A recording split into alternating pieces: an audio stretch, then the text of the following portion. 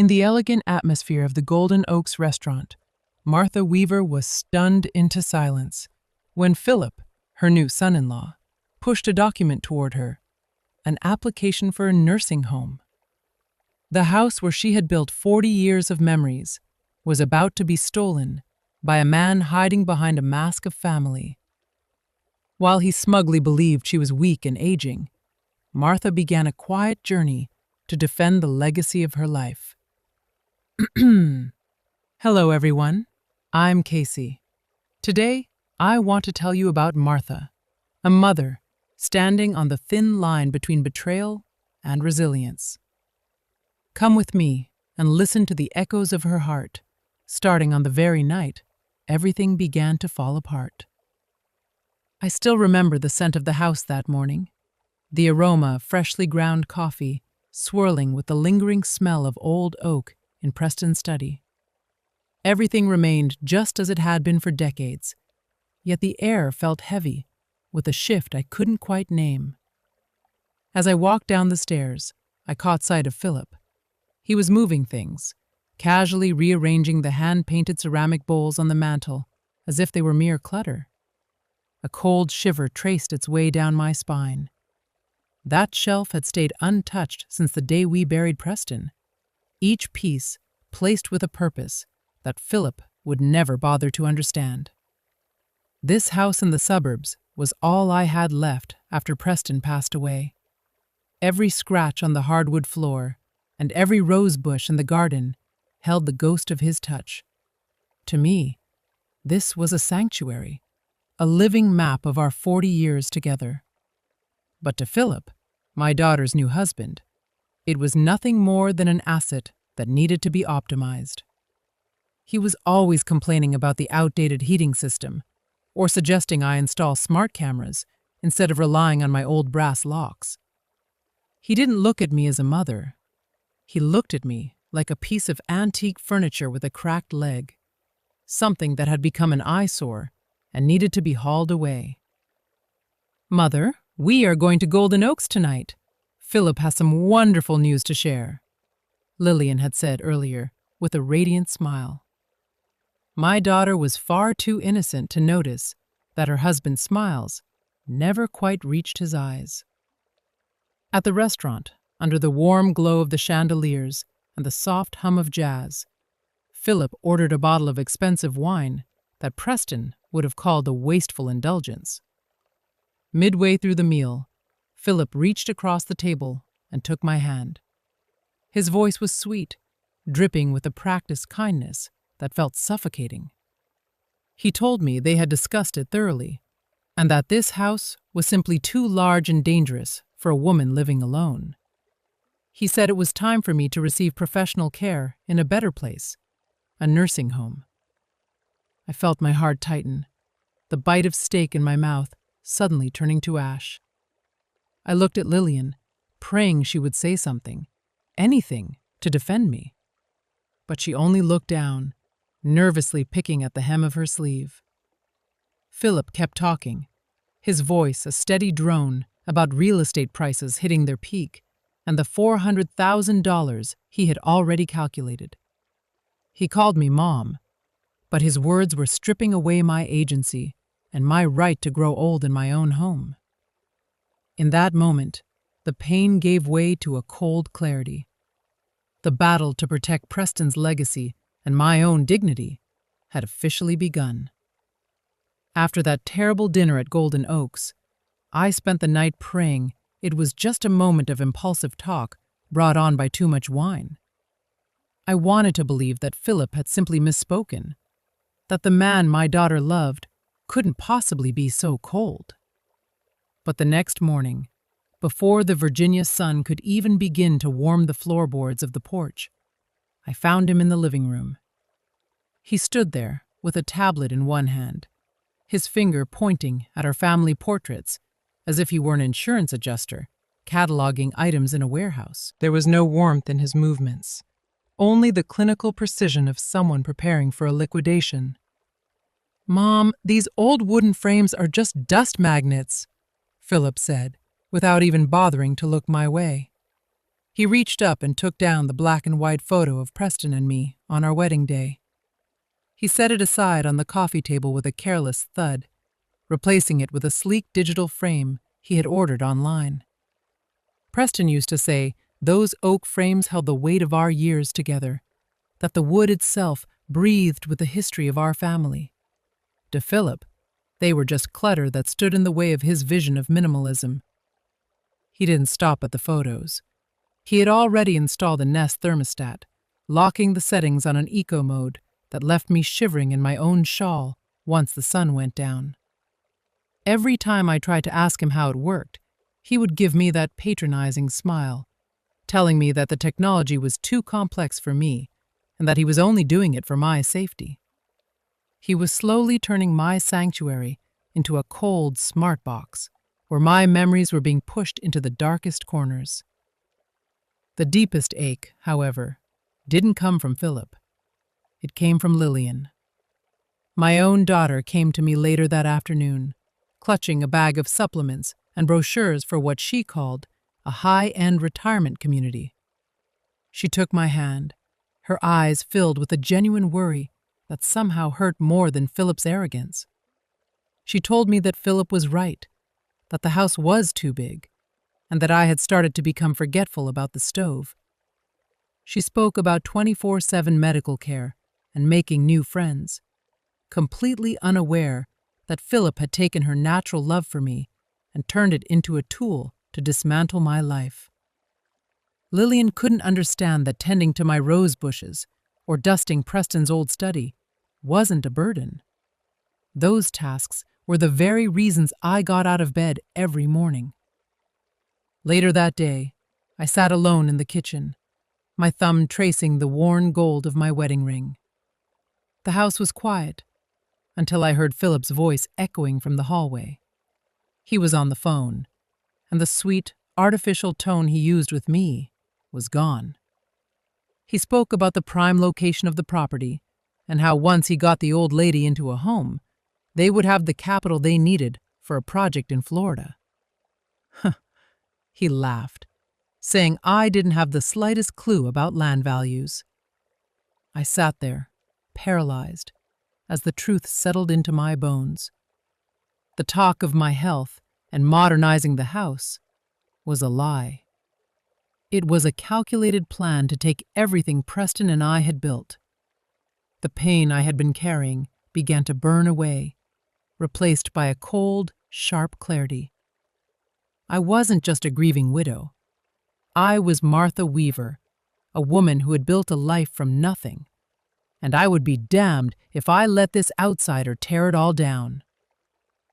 I stood frozen behind the kitchen door, my hands trembling as I gripped the dish towel. Philip's words about his Florida project and the plan to get rid of the old lady echoed in my mind, sharp and cold as a winter wind. I took a deep, shaky breath, smoothing my apron and forcing the mask of a frail, grieving widow back onto my face. I needed to be the Martha he expected, the one he thought he could break. I walked into the living room, the tray of Earl Grey tea rattling slightly in my hands as I approached. Philip was already settled in Preston's favorite leather armchair, his legs crossed with a confidence that felt like an insult to the room. On the oak coffee table, he had spread out a thick stack of papers. "Mom, I have consulted with a legal expert," he said, his voice dripping with that artificial maple syrup sweetness, though his eyes remained fixed and predatory. He pushed the documents toward me, explaining that it was a power of attorney. He called it a simple formality, something to help them handle the insurance and the house, while I rested comfortably in a nursing home. I looked at the fine print. Having spent 30 years as an accountant for a major firm, I saw through the legal jargon in an instant. He didn't want to help me. He wanted to strip me of every cent and every brick the Weaver family owned. When I hesitated, Philip's eyes narrowed and he shifted his tactics. He let out a long theatrical sigh, looking at me with a practiced expression of pity. He brought up the time I had forgotten to turn off the oven after baking an apple pie, and the night I left the keys in the front door. He told me that I simply wasn't as sharp as I used to be, and that it was just the natural progression of time. He was using my minor slips to paint a picture of a woman losing her mind. Lillian stepped closer then, her hand resting heavy and warm on my shoulder. Her voice was thick with suppressed tears as she begged me to sign, insisting that Philip was doing everything out of love. It felt like a cord tightening around my neck.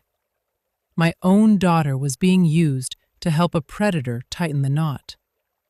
I reached out and picked up the Parker pen, the gold-plated one Preston had given me for our 25th anniversary.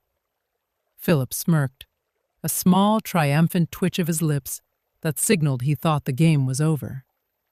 But instead of signing, I slowly placed the pen back on the table. I told him that I needed time to read it thoroughly, and that Edward Lloyd, our family lawyer, always taught me to never sign anything I hadn't vetted. Philip's mask slipped for a split second, his face darkening with a flash of raw anger. He dismissed Edward as an old man who didn't understand modern laws. That contempt was all I needed to see. In that moment, the fear died. I realized I couldn't just sit there and be devoured. I had to become Martha Weaver again, the woman who had managed thousands of numbers without ever losing a single decimal point. Watching Martha's son-in-law take control just because she's older is tough. Have you ever felt ignored or had your children make big decisions, like your housing, for you? Your voice still matters. Please share your thoughts below. I'm here to listen and support you. After I mentioned Edward Lloyd, the temperature in the room seemed to drop several degrees. Philip didn't laugh anymore. He just sat there, staring at me with a look I'd never seen before, one that was freezing and calculated. He stood up slowly and walked over to the window, looking out at my rose garden as if he were already measuring the square footage for a demolition crew. I realized then that my days of quiet mourning were officially over. The man standing in my living room was no longer a son-in-law trying to be helpful. He was a predator who had finally realized his prey had teeth.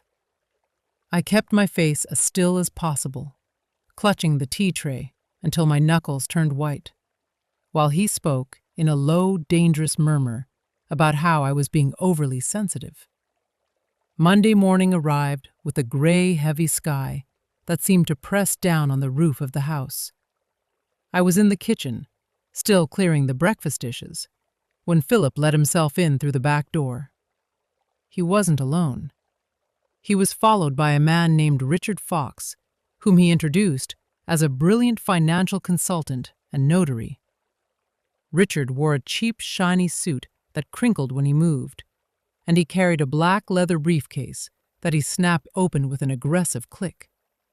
They didn't ask for permission. They simply sat down at my dining table, the same table where Preston and I had shared 40 years of morning coffee and evening prayers, and began spreading out documents covered in intimidating red stamps. Philip called me over, his voice now carrying a sharp, condescending edge that he didn't even try to hide.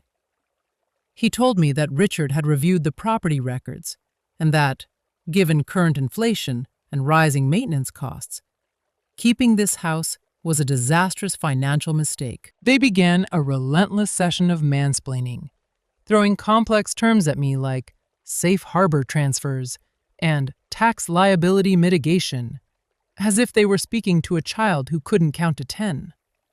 They spoke about me in the third person, while I was sitting right there, discussing my supposed inability to manage property taxes or mortgage logistics. They wanted me to believe that I was a burden, a frail old woman whose selfishness was actively destroying my daughter's future. They painted a picture of a world where I was already lost, and this house was nothing but a pile of expensive bricks dragging my family down. Lillian was standing in the kitchen doorway, her eyes wide and filled with a confusion that broke my heart. Philip sensed her hesitation and immediately turned his weaponized concern toward her. He told her that if we didn't resolve this now, the bank would seize the house for unpaid taxes I hadn't even known about. He made it sound like a crisis I had created through my own incompetence. Lillian began to cry, the soft, helpless sound of a daughter who just wanted everyone to be safe. She came over and knelt by my chair, her voice breaking as she begged me to just sign the papers. She told me that Philip only wanted what was best for us. It was a physical pain, seeing him use my daughter's innocence and her love for me as a rope to hang me with. Every time he called me Mom during that meeting, it felt like a slap.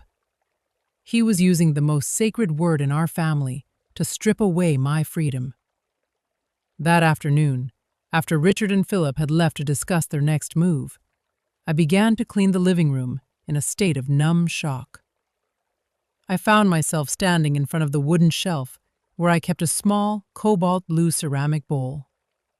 It was a gift Preston had bought for me on a trip to New England many years ago, a piece of art that usually sat exactly in the center of the middle shelf.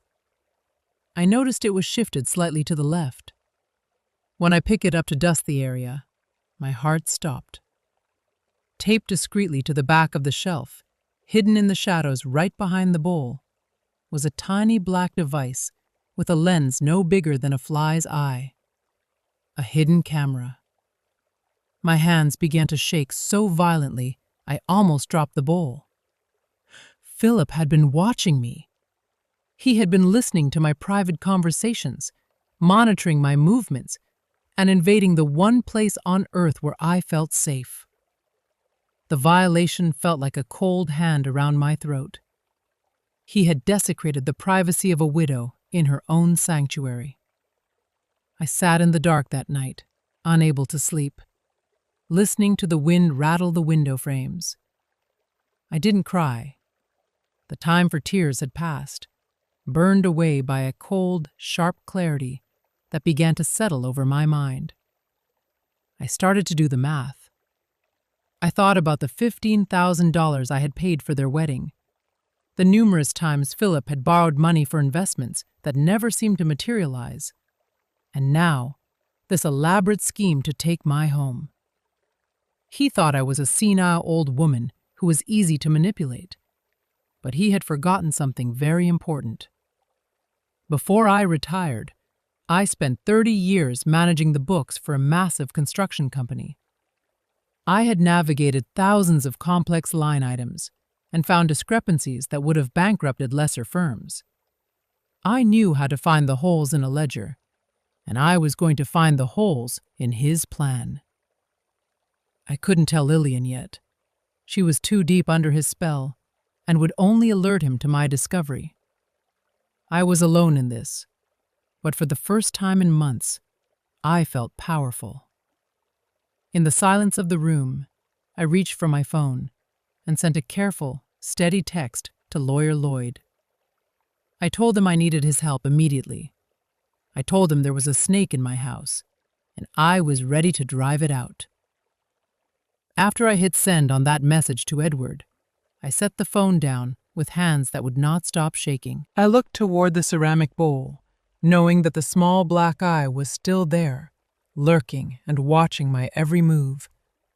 I told myself to stay calm, to keep playing the part of the sweet, aging Martha just a little while longer. But you know, the most terrifying thing was not the feeling of being watched.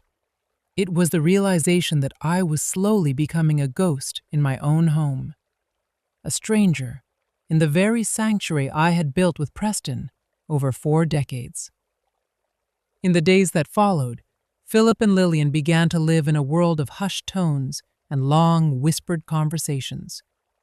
They would sit in the kitchen, a place that had always been my kingdom, and pore over lists of things to be liquidated. Whenever I walked into the room, they would either fall into a sudden, heavy silence, or, even worse, they would continue talking as if I were not even standing there. Philip pointed to the sofa, the one Preston had carefully chosen for its deep blue fabric and sturdy frame, and told Lillian it would not fit in my new room at the nursing home. They did not ask if I wanted to keep it. They did not ask how I felt about seeing my life dismantled piece by piece. They were discussing my future the way people discuss getting rid of a broken refrigerator.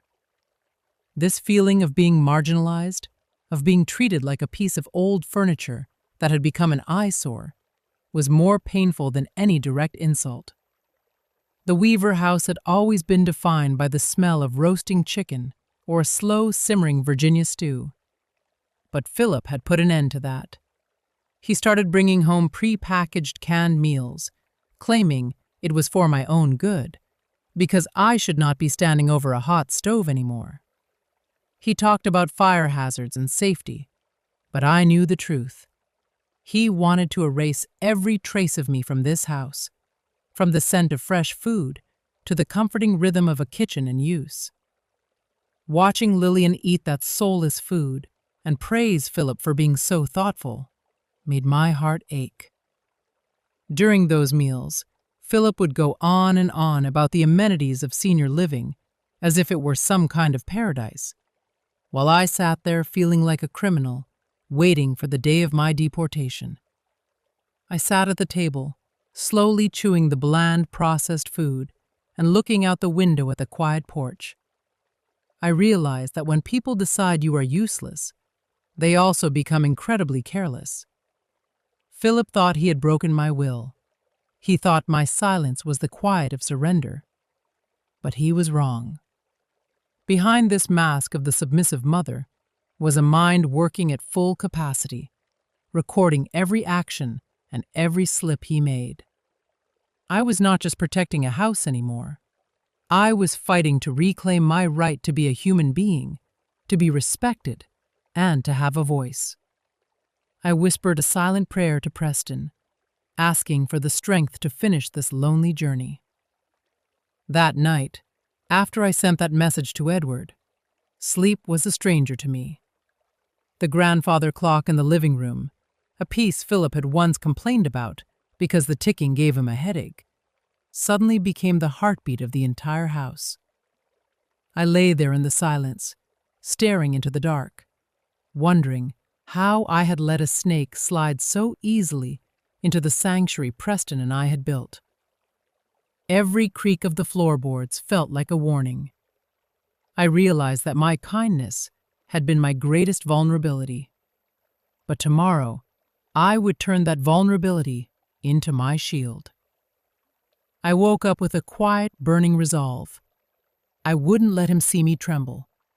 I would be exactly the Martha Weaver he expected me to be, a frail, confused old woman who was finally losing her grip on reality. The morning sun hadn't even fully cleared the horizon when Philip knocked on my door. He didn't have his usual mask of fake warmth on.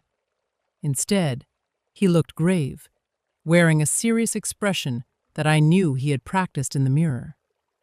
He wasn't alone. With him was a woman in her late 40s, wearing sharp black-rimmed glasses and carrying a silver laptop bag. Philip introduced her as Dr. Eris. He told me that he and Lillian had been so worried about my recent forgetfulness that they had invited a specialist to perform some simple cognitive tests. He said it was just to make sure I was okay, but his eyes were already calculating the value of my freedom. They led me to the dining table, the same place where I used to help Lillian with her homework. Lillian stood in the corner of the room, her hands white as she gripped a ceramic mug, her eyes brimming with tears. She truly believed this was an act of love, a way to save me from myself.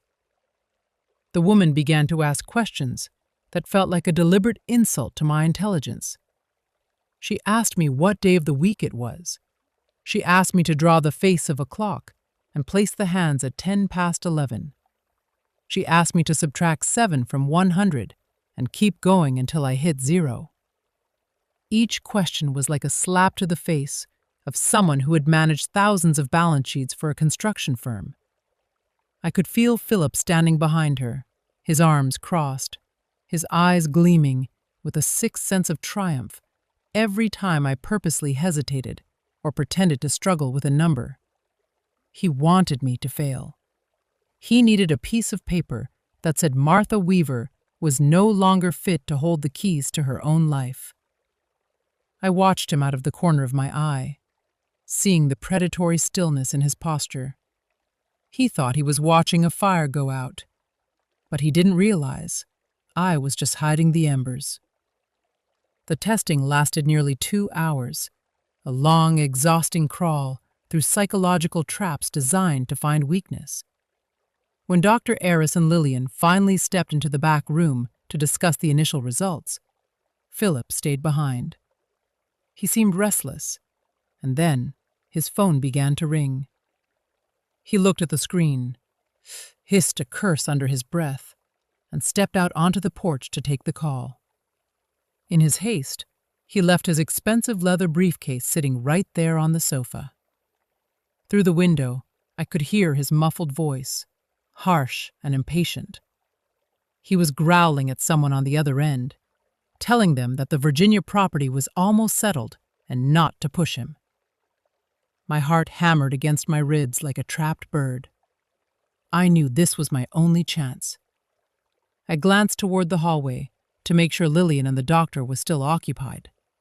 Then I moved toward that briefcase with a precision that belied my age. The case wasn't locked. With hands that were steady, despite the roar of adrenaline in my ears, I opened the hidden compartment in the back. I wasn't looking for business plans or tax records. I was looking for the truth. And there it was, tucked inside a simple blue folder. It wasn't full of investment strategies. It was full of names. Eleanor in Florida, 2021. Sarah in Georgia, 2023. I flipped through the pages with a growing sense of horror. There were photos of beautiful historic homes, death certificates of widowed husbands, and property transfer agreements signed with the shaky, uncertain handwriting of grieving women. Every single one of them had a common thread.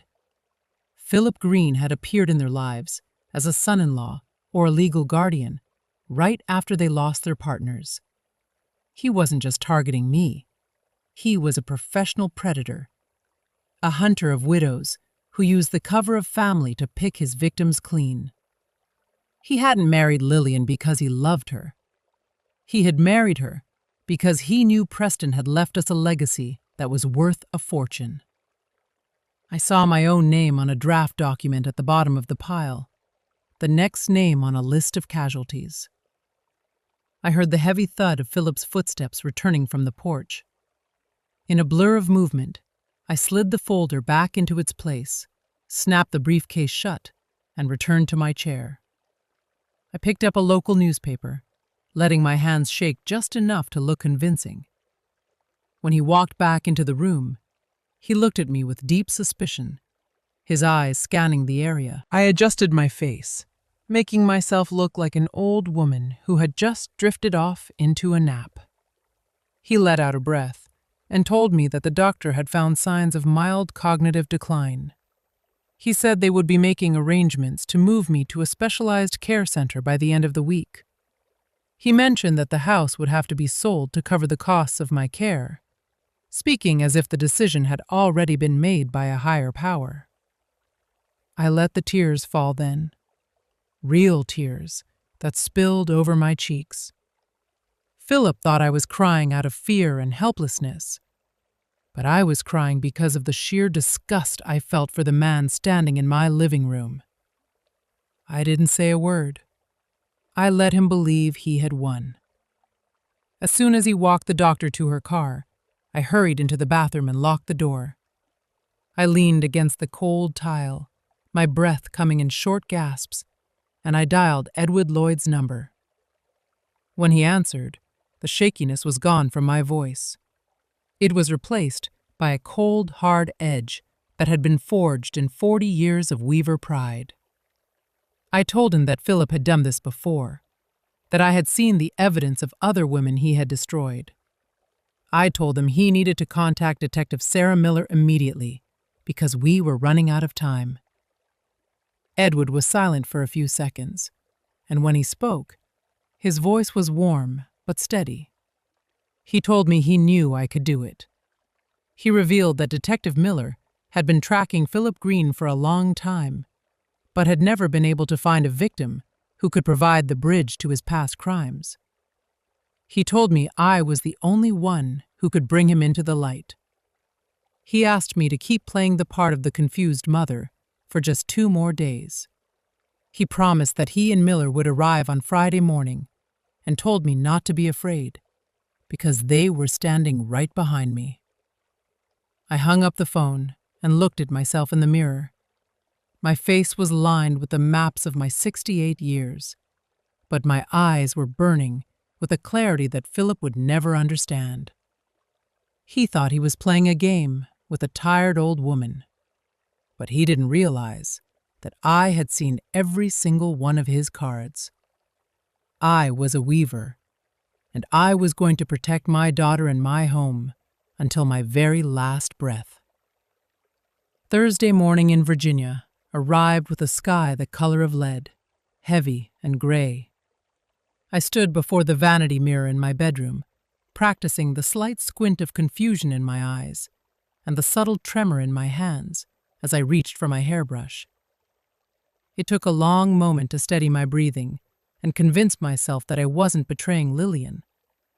I was throwing her a lifeline before she sank into a hole so deep she would never find the light again.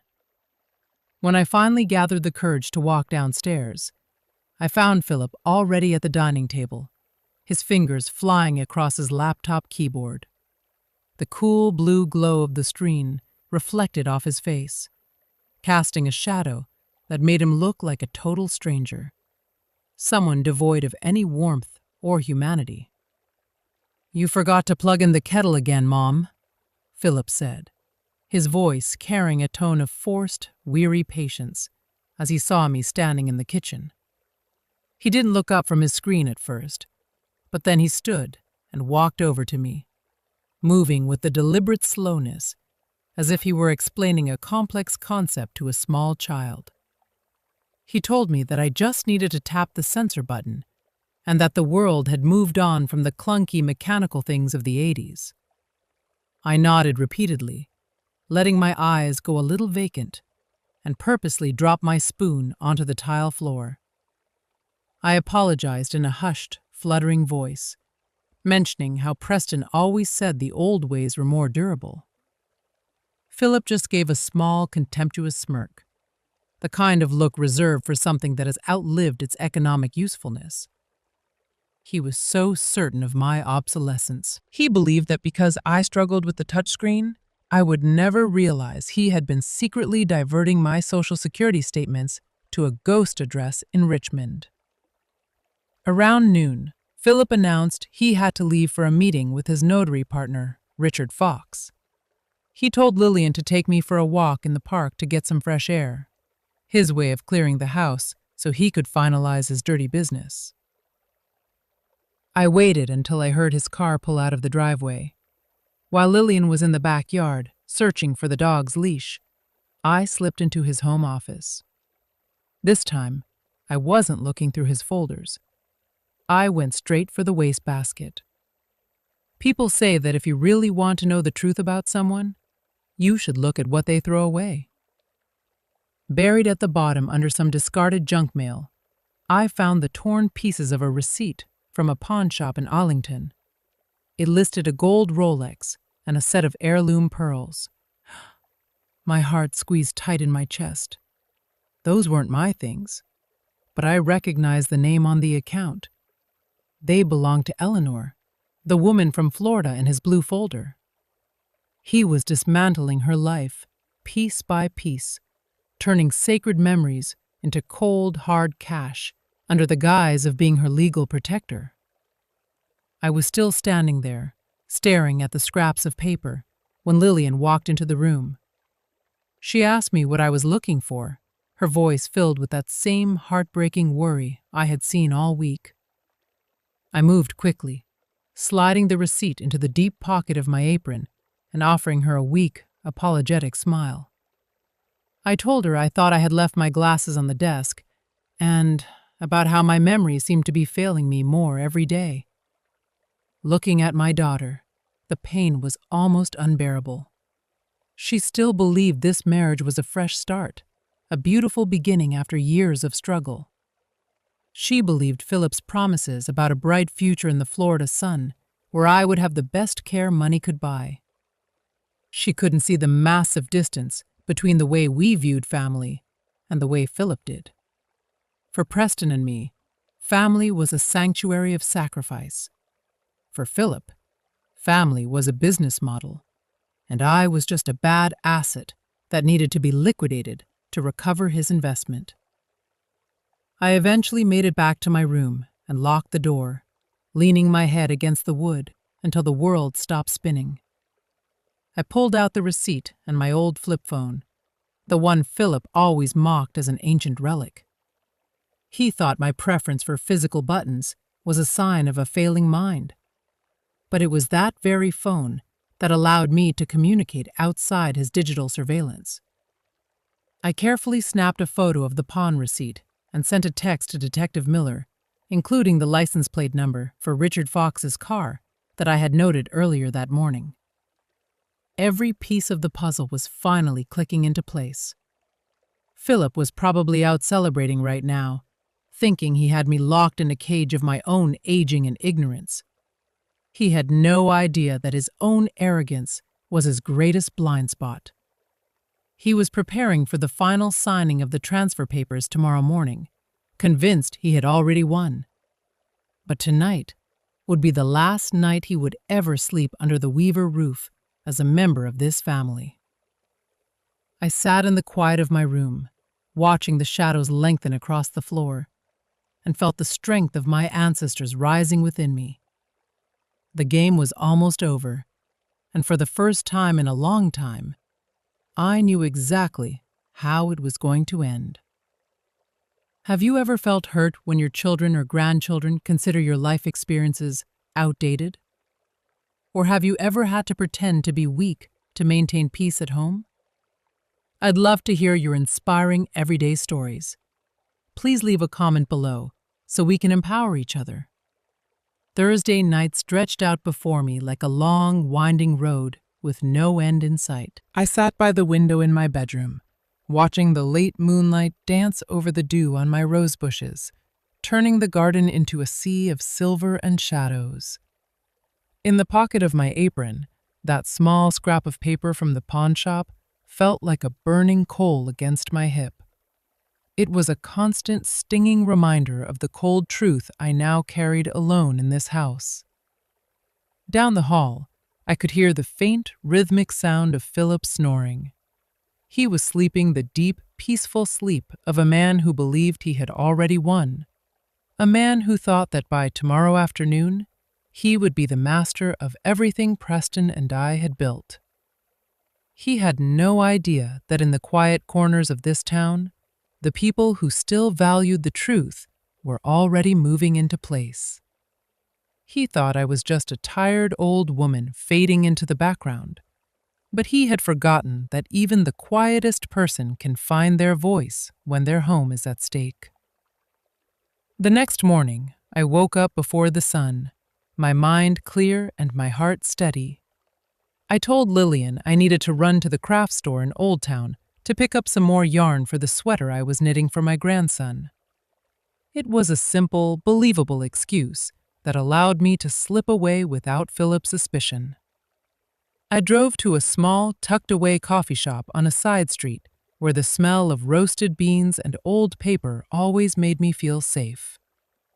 Edward Lloyd was already there, sitting in the farthest corner booth with a steaming mug in front of him. When I saw his silver hair and that familiar, kind face, I felt a massive weight lift off my shoulders for the first time in weeks. Edward wasn't just my lawyer. He was the man who had stood by Preston through 40 years of business and life. A man who understood that a legacy isn't just about money, it's about honor. "Martha, you have been so incredibly brave," Edward said as I sat down. He didn't talk about legal maneuvers or clever moves. He just reached out and placed his hand over mine, his grip weathered but as solid as an oak tree. He spoke to me about protection, about the way the law was designed to shield people from those who would prey on their kindness. He opened a folder and showed me the documents that Detective Miller had been compiling. It turned out that Philip Green wasn't just a greedy son-in-law. He was a shadow, being tracked across 3 different states for the same heartless game of financial elder abuse. Hearing Edward tell me that the law was on my side brought tears to my eyes. They weren't tears of fear anymore. They were tears of pure gratitude. The feeling of no longer having to stand alone in a house filled with hidden cameras and lies made my heart feel warm again, like a fire being relit in a cold room. While we were talking, a woman with sharp, intelligent eyes and a soft, comforting presence joined us. That was Sarah Miller. She didn't look like the hardened detectives I had seen on television. She sat with us and took my hand, her voice low but vibrating with a quiet strength. She told me that I was one of the most courageous women she had ever met. She explained that many of Philip's previous victims had been too ashamed or too frightened to ever come forward, which was exactly how he had stayed free for so long. But I was different. I was standing up not just for myself, but to make sure he could never hurt another family again. Sarah carefully walked me through exactly what to expect for the signing meeting the next morning. She told me to just keep being myself, a mother who cared about her family's future. Her empathy made me realize that I wasn't just a victim being bullied by a con man. I was part of something much bigger. I was a guardian of the truth. I returned home and went straight to the kitchen. I decided to cook a breakfast that filled the entire house with the smells of a real American home. I made thick pancakes topped with real maple syrup, crispy bacon that crackled in the pan, and golden over-easy eggs. I wanted the scent of our shared history to fill every room, hoping it might reach whatever was left of my daughter's soul. Lillian came down the stairs, looking exhausted, her face pale from the stress Philip had been putting on her. I pulled out a chair for her and gave her a small, genuine smile. I told her to eat, that it was her favorite meal. I looked deep into her eyes, trying to find the little girl I used to tuck into bed. I told her that no matter what happened, I would always love her, and that this house would always be her home. I told her that sometimes we get blinded by the things we want so badly, but the truth is always there, just waiting for us to have the courage to look at it. I saw her hesitate, her eyes welling up with tears. I could see the internal struggle in her, the conflict between her blind love for her husband and the natural instinct to protect her mother. It was the hardest conversation of my life, one that wasn't spoken in words, but in the heavy silence between us. Philip walked into the dining room a few minutes later, breaking the moment with a loud, confident laugh. He saw the spread of food on the table and patted me on the shoulder, telling me I must be in a wonderful mood. He joked that maybe I had finally realized that moving to Florida was the best decision I could ever make. He sat down and ate the food I had cooked with a smugness that was almost hard to watch, completely unaware that every word he spoke and every move he made was being watched by people he couldn't see. His arrogance had reached its peak. He even started talking about how he was going to renovate my room into his personal office once I was gone. I looked at him and felt a deep, calm contempt. The very gap he believed in, the idea that I was too old and too slow to understand his world, was the very thing that had become his undoing. He didn't understand that the value of our family didn't lie in property values or bank accounts. It lived in the integrity and the loyalty that Preston and I had spent 40 years weaving into the fabric of this home. When the sun finally set on Friday night, I went up to my room and took out an old family photo from my nightstand. I whispered to Preston, telling him that it was almost over and that our home would be peaceful again soon. I didn't feel afraid. With Edward and Sarah behind me, and with the fire of the truth burning in my chest, I was ready for whatever the morning would bring. I knew that Lillian would be heartbroken when she finally saw the real face of the man she loved. But I also knew it was the bitter medicine she needed to save her life. I had found my voice again. I wasn't speaking as a victim anymore, but as the protector of our legacy. I lay down and closed my eyes, listening to the gentle breath of the house around me. I felt wrapped in the warmth of the allies who would help me believe that the truth, no matter how long it takes, always finds a way to win. I retreated to the back porch after that unsettling breakfast, seeking the only corner of this house that still felt like mine. Through the glass door, I could hear Philip's voice echoing from the kitchen, sharp and loud, as he spoke to Richard Fox about closing dates and final handovers. I pulled the heavy wooden doors shut, letting the silence of the garden wrap around me like a familiar shawl. The air was cool and carried the sweet, heavy scent of the hydrangeas that Preston had planted along the fence line. Their blue and purple heads nodded in the gentle Virginia breeze, and in their quiet presence, I found the bridge that led me back to him, away from the cold calculations happening just a few feet away. I walked into Preston's old study, a room Philip had not yet managed to optimize with his sterile gadgets or plastic organizers. I opened the oak wardrobe and let my fingers brush against the rough, worn fabric of his favorite flannel shirt. It still held the faint, lingering aroma of cedarwood and that specific blend of pipe tobacco he only used on Saturday nights while we sat together listening to the old radio programs. Philip had dismissed these things as clutter, destined for the landfill. But to me, every fiber of that shirt held a fragment of the man who had built this life for us. Preston always said that this house was our fortress, built on a foundation of integrity and honest work. Standing there in the quiet of his study, I could almost feel his hand resting on my shoulder, a steady weight telling me that I was never a frail old woman. I was the keeper of this flame, the guardian of the home we had woven together. I looked through the window and saw Lillian sitting on the old wooden swing in the backyard, her gaze fixed on the horizon. She looked so small and lost out there, as if she were a ghost haunting her own childhood.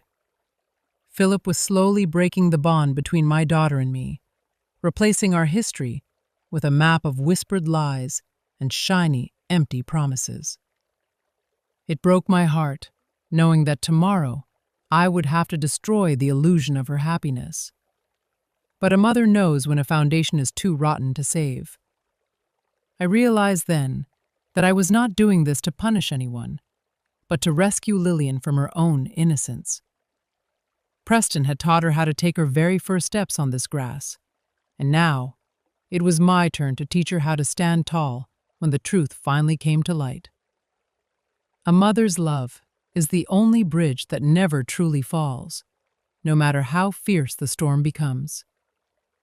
I made a cup of warm chamomile tea and sat in the deepening shadows of the evening, watching the sunset paint the Virginia fields in shades of gold and deep amber. All the fear of being seen as obsolete or losing my place in the world had simply melted away. Philip thought he could use technology and cruel labels to isolate me. But he had forgotten that a lifetime of resilience is more powerful than any modern trick.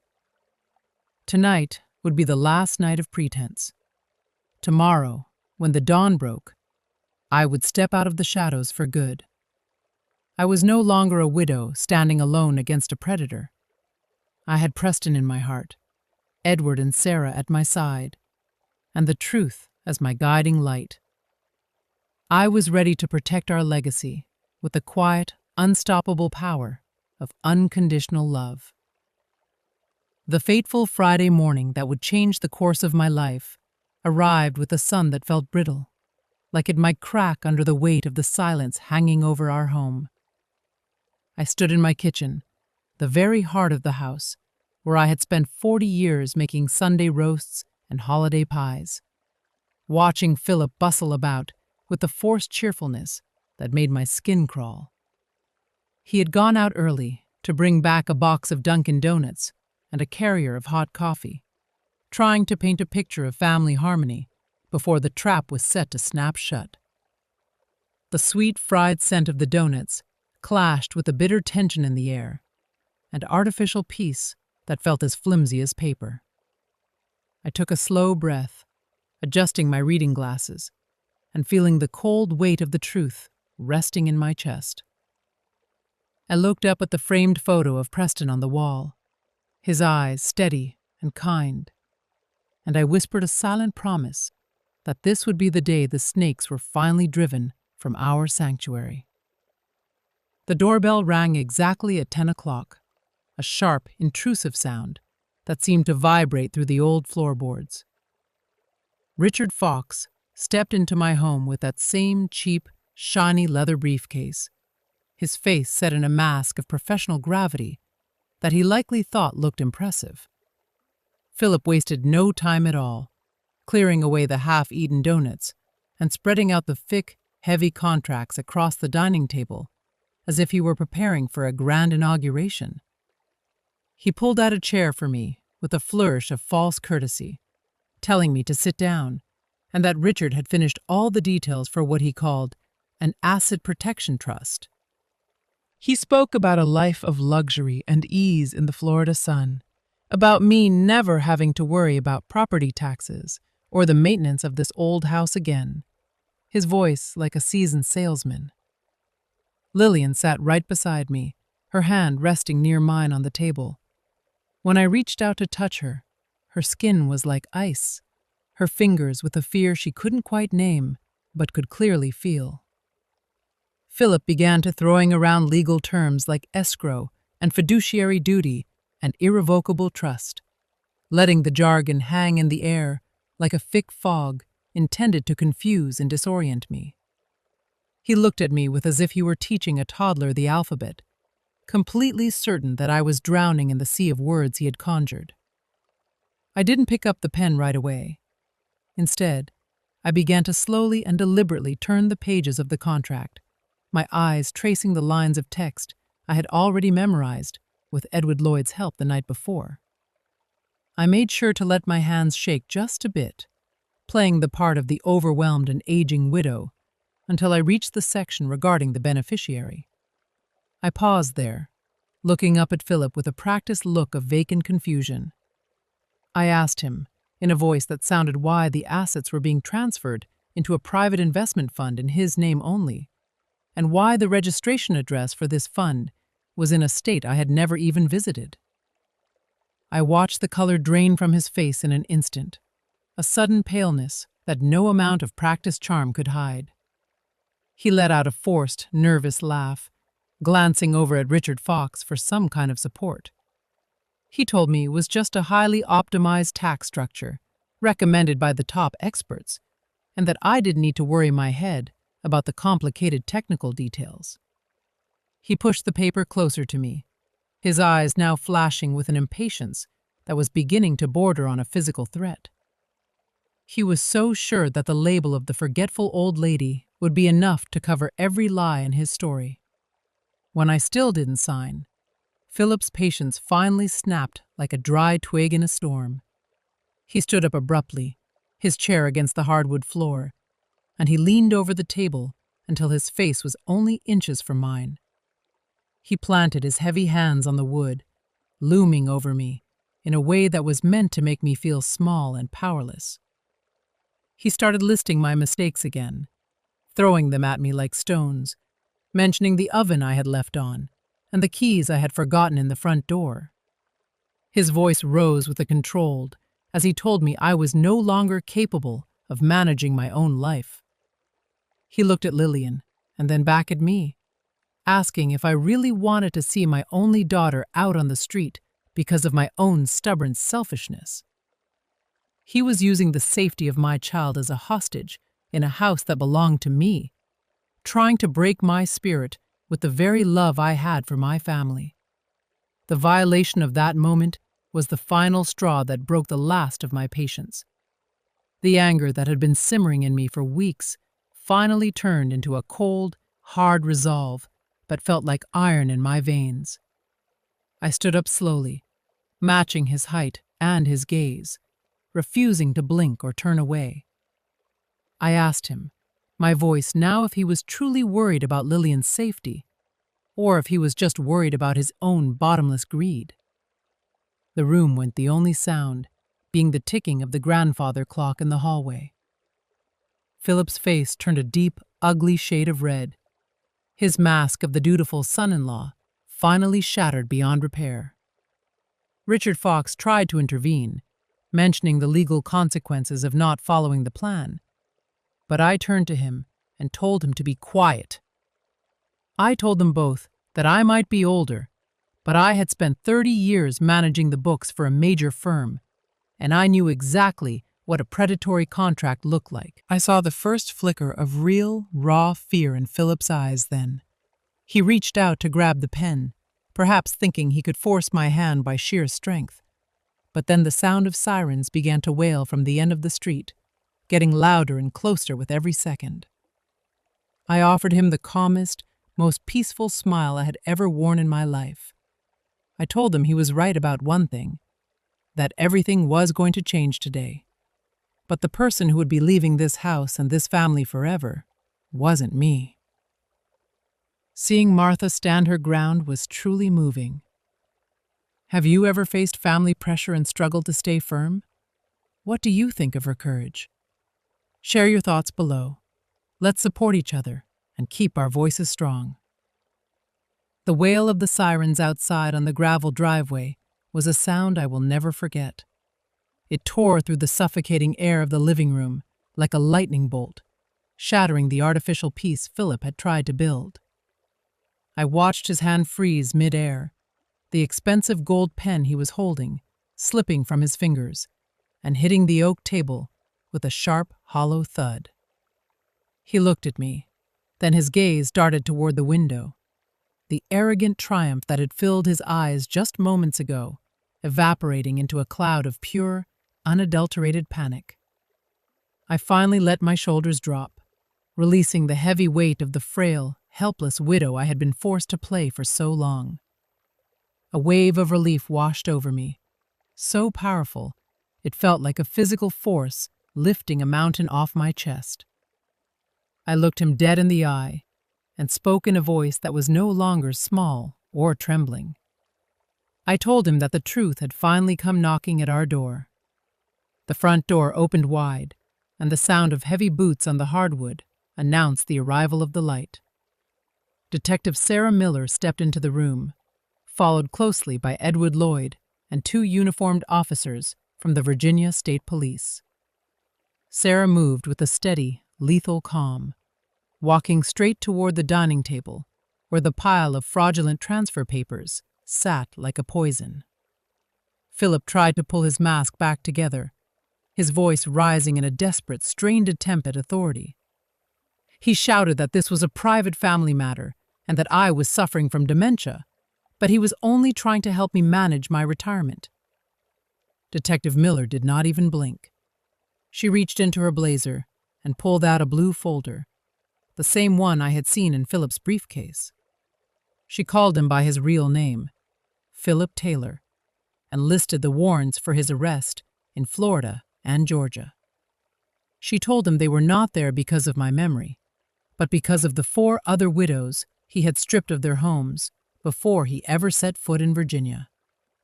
Behind him, Richard Fox had turned a sickly shade of gray, his hands shaking so violently he had to grip the back of a chair to keep from falling, as he stared at the handcuffs glinting on the officer's belt.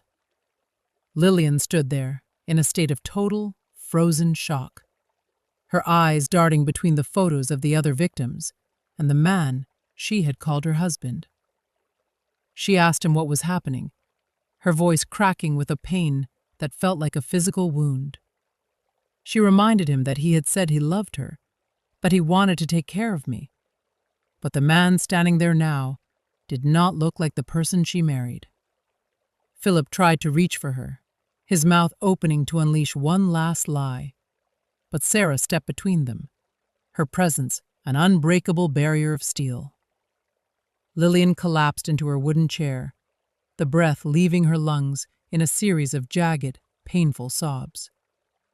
It was not the quiet crying of a hurt child, but the agonizing sound of a woman realizing she had brought a predator into the very heart of her sanctuary.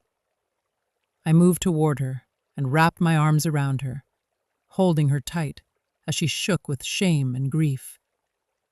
When she whispered into my shoulder, asking if I had known all along, I felt my heart break for her. I told her that I knew, and that I had to stay silent to keep her safe and to protect the legacy her father had left for us. I told her I was so sorry she had to see this, but that a bitter truth was 1,000 times better than a sweet, hollow lie. When Philip realized there was no escape, the last of his charming son-in-law persona disintegrated completely. He let out a sharp, cold laugh that sounded like glass breaking under a boot. He looked at me with a hatred so raw it was almost tangible, calling me a clever old woman and asking if I really thought my little act had fooled him. He spat out that he should have put me in a nursing home the moment he moved in.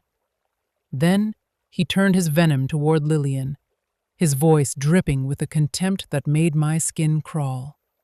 He asked her if she truly believed he could ever love her, telling her she was nothing more than a ticket to this property. He called her a desperate divorced woman who was the easiest prey he had ever hunted. Every word was a knife aimed at her heart, but instead of breaking her, I felt her body go still in my arms. The fog of his manipulation was finally being burned away by the heat of his own cruelty. Lillian stood up and wiped the tears from her face, her eyes turning as cold and sharp as Preston's used to be when he was protecting something he loved. She told him that he was never worthy of standing in this house, and he was certainly never worthy of calling me mother. The house felt impossibly large and quiet as the officers led Philip and Richard Fox away toward the waiting cars. The silence that followed was different than the one before. It was a clean silence, one that did not feel like it was hiding a secret. Edward Lloyd walked over and placed a comforting hand on my shoulder, his voice low and steady. He told me it was over, but the house was still mine, and that Lillian was safe now. We stood at the window together, watching the blue and red lights fade into the distance behind the maple trees. The Weaver home was finally free of the hidden cameras and the whispered schemes that had haunted it for months. I led Lillian back into the kitchen, the sunlight now feeling warm and honest as I put the kettle on. I made her a cup of chamomile tea, and as we sat there in the quiet, the gap that Philip had tried so hard to create between us began to close. It would take a long time for the wounds to heal, but for the first time in a very long while, the only things living under this roof were the truth and the love we had for each other. No technology or modern thinking could ever replace the strength of a family that stands together in the light. After the day the police cars finally pulled away from the Weaver driveway, the house fell into a silence that was unlike anything I had ever experienced. It wasn't the heavy, suffocating silence of a secret, or the cold silence of a house filled with cameras. It was the quiet of a construction site after a storm, a place waiting to be rebuilt from the ground up. Lillian shut herself in her room for 3 days, and as a mother, I understood that she needed that time to sit among the ashes of her broken trust. I didn't push her. I didn't demand explanations. I simply brewed pots of hot tea and left them outside her door, just as I used to do when she was a young girl, crying over a bad grade or a broken heart. We were both waiting for the final milestone that would truly set us free, the day we would face the truth in the Fairfax County Courthouse. The morning of the trial arrived with the crisp, biting chill of a Virginia autumn. The air was sharp with the scent of fallen leaves and wood smoke as we made our way to the courthouse. I chose my most formal outfit and wore the pearl necklace that Preston had given me for our 30th anniversary. It felt like a solid weight around my neck, a reminder of a love that was real and enduring. Edward Lloyd walked beside us, his dignified presence as a veteran lawyer giving me a sense of peace that I hadn't felt in months. Lillian stayed close to my side, her hand gripped tightly in mine. She didn't look like the innocent, dreaming girl she had been just weeks ago. Her eyes carried a new kind of stillness, a depth that only comes from surviving a great betrayal. As we pushed through the heavy wooden doors of the courtroom, the smell of old paper and floor wax filled my lungs, and I knew that justice was finally within our reach. I saw Philip sitting at the defendant's table, and for a moment, the breath caught in my throat. He was no longer wearing the expensive tailored suits or the practiced, charming smile that had once fooled everyone around him. In his bright orange prison jumpsuit, he looked incredibly small and pathetic. The very labels he had tried to pin on me, the idea of being obsolete or useless, now seemed to hang over his own head like a heavy shadow. He couldn't even bring himself to look me in the eye, the gaze of a man who realized he had drastically underestimated the strength of the woman he'd tried to destroy. The courtroom felt solemn and vast, a place where the truth was the only currency that mattered. And I stood tall, feeling the legacy of the Weaver family rising up to support me. The trial proceeded with a clinical, devastating efficiency. Detective Miller and Edward Lloyd presented the evidence they had gathered, the blue folders from other states, and the recordings of Philip's manipulative behavior. But the most powerful moment came when Lillian was called to the witness stand. I watched my daughter walk toward that chair, her shoulders trembling slightly. But when she looked toward me, I saw the fear leave her face. She spoke to the judge in a voice that was clear and steady, admitting how her own desire for a perfect family had blinded her and turned her into an accidental tool for a predator. She told the court that the woman Philip had constantly called senile was actually the only person wise enough to save them both. Watching her grow through that pain, I realized that this transformation, though bitter and difficult, was the very thing she needed to finally stand on her own 2 feet. When the judge finally struck the gavel, the sound echoed through the room like a finishing note on a long, dark song. Philip Green was sentenced to the maximum term for fraud, theft, and invasion of privacy, and Richard Fox was led away in handcuffs right behind him. In that moment, I felt a rush of fresh air fill my lungs, a physical sensation of every legal tie and every thread of eviction being severed once and for all. Edward turned to me with a small, triumphant smile, one that wasn't about the money or the victory, but about the simple fact that integrity had won the day. We walked out of the courthouse and into the warm, golden light of the late afternoon sun. Lillian threw her arms around me and sobbed into my shoulder, begging for my forgiveness. I just held her tight, stroking her hair and telling her that sometimes we have to walk through the dark to truly appreciate the light, and that her father would have been so incredibly proud of her strength today. The very next day, Lillian and I began the work we had both been longing to do. We started the process of cleansing our home, not just with soap and water, but with intention. Together, we went through every room and removed every last trace of the surveillance system Philip had installed. We tore down the tiny cameras, and Lillian personally threw the nursing home brochures into the trash with a look of fierce determination. We moved the heavy blue sofa back to its original spot, the place where Preston used to sit and read the Sunday paper. I watched Lillian hang our wedding photo back in its place of honor in the living room, her hands steady and respectful. The house began to breathe again, the scent of lemon furniture polish and cinnamon candles slowly replacing the stale, lingering smell of lies and hidden agendas. As we worked, we talked more than we had in years, but this time, the conversation was different.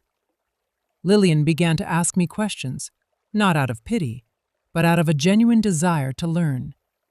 She wanted to know how I had managed the books for all those years, what I had seen in those ledgers, and how I had known when something didn't add up. She realized that the generational gap she had been told was a barrier was actually a treasure chest of wisdom that she should have been leaning on all along.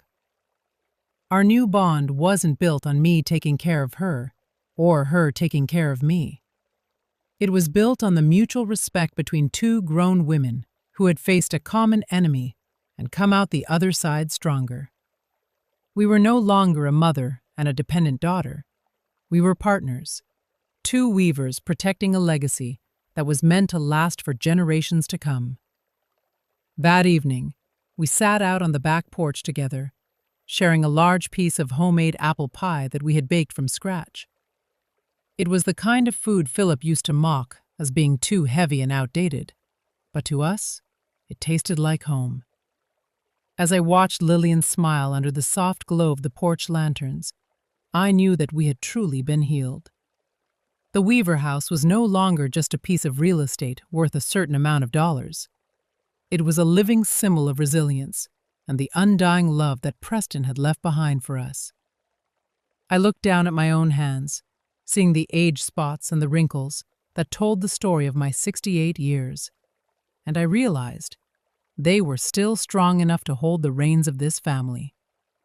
We were no longer afraid of the future, because we had learned how to listen to each other, and that a person's value isn't measured by how much technology they use, but by the courage they have to stand in the truth. The bridge of empathy between us was now stronger than ever, built on a foundation that had been tested by fire and found to be unbreakable. Hello, everyone. I'm Casey. We have just reached the end of Martha Weaver's story, a typical American woman with a heart full of grace, but also an unbreakable spirit. As I retold those moments where Martha had to pretend to be confused, or the heartbreaking second she discovered that hidden camera tucked away behind her cherished ceramic bowl, I truly felt a sharp ache in my own chest. It wasn't just about the financial betrayal or the plot to take her home. It was the profound violation of seeing her trust and her most sacred privacy trampled by the very person she called family. But as you saw, Martha proved to us a powerful truth that often goes unspoken. Age is never a barrier to wisdom, and kindness is never the same thing as weakness. She chose to fight in the quietest, most dignified way possible, using her stillness and her decades of experience to protect her daughter Lillian and the legacy that Preston had left behind. Through this journey, I want to leave you, the wonderful women currently in the golden age of your lives, with 3 small messages to carry in your hearts. First, please always trust your intuition. If you feel like something is not right in your own home, do not ignore that feeling. Your intuition is built from decades of living and learning, and it is an invaluable gift that you have earned. Second, never let anyone use your lack of computer skills or your confusion over new terminology to diminish your right to make your own choices. Your clarity of mind lives in your soul and in the way you see the truth, not in how fast you can use a touchscreen. And finally, remember that a real family is built on a foundation of respect and honesty, not just a name on a piece of real estate paperwork. Martha's story has come to a close, with the warm evening sun resting on that Virginia porch. But the lessons remain. How did you feel while listening to her journey today? Was there a specific detail that made you see a bit of your own life reflected in hers? Or is there a lesson you would like to share with the other women in our community? Please leave your thoughts and your stories in the comments below. I promise to read every single one of your messages. I hope you continue to hold on to your resilience and find a deep, lasting peace in your own sanctuary.